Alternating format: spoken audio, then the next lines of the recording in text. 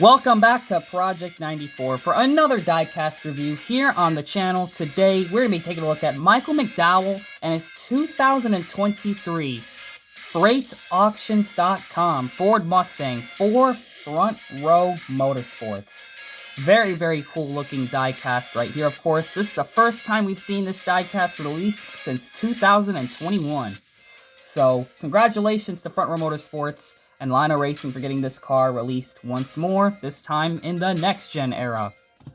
And as you can see, this is a very good-looking car. I've always loved the look of this Freight Auctions paint scheme, so to see it come back, it's so cool. Just the next-gen version of it. Of course, we got the Gen 6 version in 2021, so this is going to make a very cool set, having this car with that car. Honestly, one of the coolest Michael McDowell paint schemes. Of course, we all know Michael McDowell for the Loves livery paint scheme. But this got to be one of my favorite ones between the two. And I'm so glad we got this diecast back. This is a very, very cool design. The Freight Auctions liveries have always been great, of course. So let's get this diecast out of the box. And here it is, brand new, out of the box, and yes, I was worried they didn't get this right. When I was looking at this car in the box, it didn't look like it was the correct paint finish, but it is. And it's almost, if I get this camera to focus a little more, it's almost a hybrid of matte and gloss. It doesn't feel like it's on either side of the spectrum exactly. It feels like it's a mix of both. Maybe, I kind of remember last year's being more matte. Maybe I'm wrong, I haven't held that diecast in a while. So it's probably exactly like this. Just this style paint finish with this style paint scheme just makes for a cool diecast. I'm really ecstatic to review this car again. I believe I reviewed it back in the Action 46 days, or the 94 46 days. I may have looked at this car. If not, well, guess what, guys? You guys are going to finally see me review this paint scheme. So here's the front of this car. I'm going to try to zoom in. Take advantage of the new recording equipment. Of course, you got number 34. You got Front Row Motorsports. You have Ford. Of course, the Ford Mustang style front end, which, congratulations, Ford Mustang, you are getting a redesign next year. You have Freight. You have FR8auctions.com underneath, just the FR and the 8. Of course, you got Ford and McDowell right there. You have Sunoco. You have a funky-looking Goodyear logo in black on the wheel wells, but on the wheels they are yellow with the gray rims. NASCAR Cup Series, the 75th anniversary logo for NASCAR. You have 34, Michael McDowell. Of course, you're going to have Ford, Horizon Hobby, a random circle blue logo that I am... Wait, how was I not able to read that? Circle B diecast. And by the way, that's the only reason this car got made. You have SEM, you have Horizon Hobby, We Are Radio Control. Of course, you got, man, somebody's revving their engine loudly in the background. You have Racing Electronics, is that Mac Tool, Sherwin-Williams, K&N, Lincoln Welders, and Volvo 1. And that nice little black pillar on the side. Very, very cool. Of course, you got FreightAuctions.com. You have Brave Like Wyatt, which was on last year's car as well, or 2 years ago now. Man, I feel like I'm getting old. Chicago, dang, I've never been able to... Pneumatic? Dang, I really cannot pronounce words today. You have Loves and Safety Clean. You have FreightAuctions.com on the back. You have Front Row Motorsports, number 34, and of course the Ford license plate with the 2023 registration little sticker. That's how you can tell what year your Mustang is from, by the way. A very worn out and chipped up looking black spoiler on this. Usually happens with cars with this paint finish. Brave Like Wyatt, which looks super cool with the green and white logo. You have McDowell.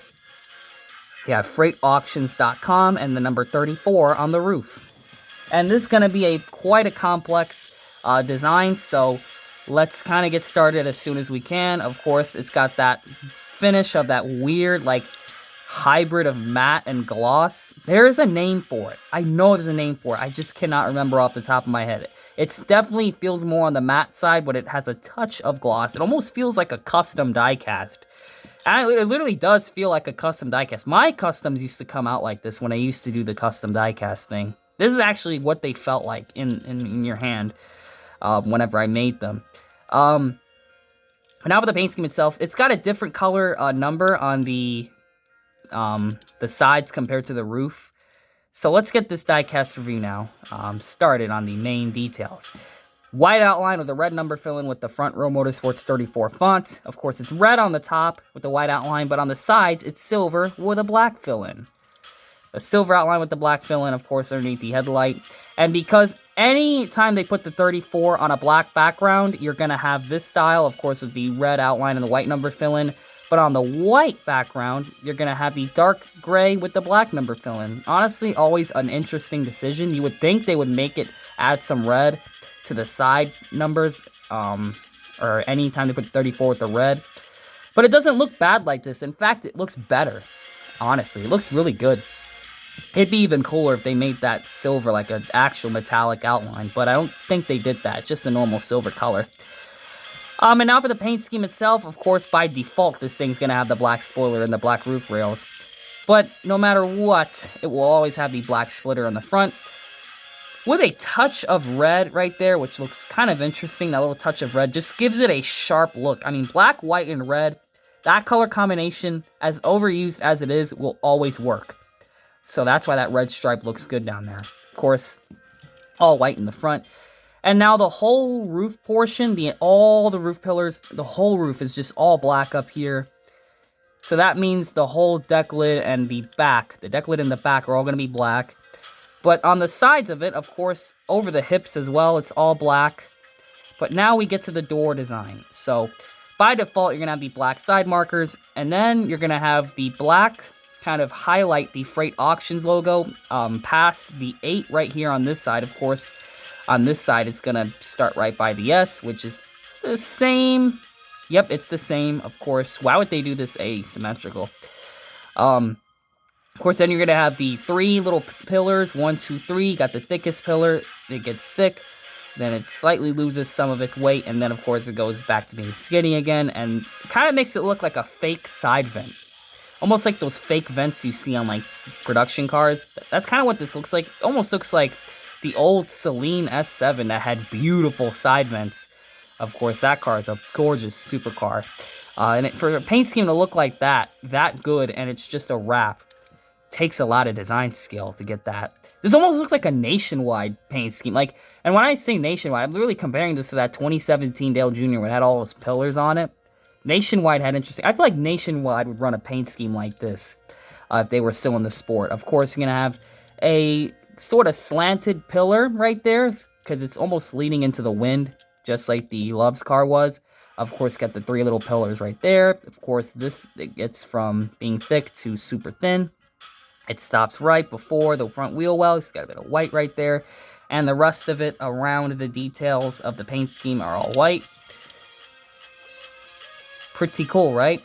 I think it's pretty cool. And what's not cool is that it looks like the the auctions.com. You can see .com looks like a little rat, a little mouse. Shoot that up like a block of cheese, which is unfortunate.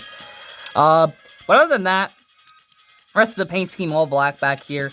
But the side design is what takes the cake on this paint scheme and why I've always liked it. And out of the 2 versions of this car, the Gen 6 and the Gen 7, 2 different times, 2 different number placements, and the paint scheme still looks good. So, congratulations. And that little Horizon Hobby logo really complements it. If that was just white right there, probably wouldn't look as good. But because he got another sponsor and they put it there, makes it look better. The more sponsors you have around a paint scheme like this, the better. Use all the space they give you, guys, with this new number placement. And, of course, the Biofuel logo right there. Nice to see this car make a comeback. So, here's a 360 view of it. And I once again am in love with the paint finish on this car. It's literally a hybrid of matte and gloss. And that's what's always made this car a great paint scheme. It just always looked super cool. And I gotta say, the pillars on the side kind of remind me of the NASCAR logo. You know how NASCAR has like the 3 little stripes? How NASCAR's logo looks like? That's what those things kind of look like. Very cool. And something that's not cool also is, take a look at that NASCAR 75th logo. It literally looks like someone got their fingernail under there and just peeled it off. Yikes. But anyways, guys, that's going to be it for me. Michael McDowell, Freight Auctions, Ford, Mustang, Ford, Front Row Motorsports. And I got to say, this is a front row rating for this diecast for sure. This is definitely something I'd like to see on the front row consistently, because this is a beautiful, beautiful paint scheme. Always loved this one. And it's back as a next gen. So, what do you guys think about this diecast? Comment, like, and subscribe, and we will see you guys in the next diecast review. And always remember to make sure you know what you're doing when you're putting decals on your diecast.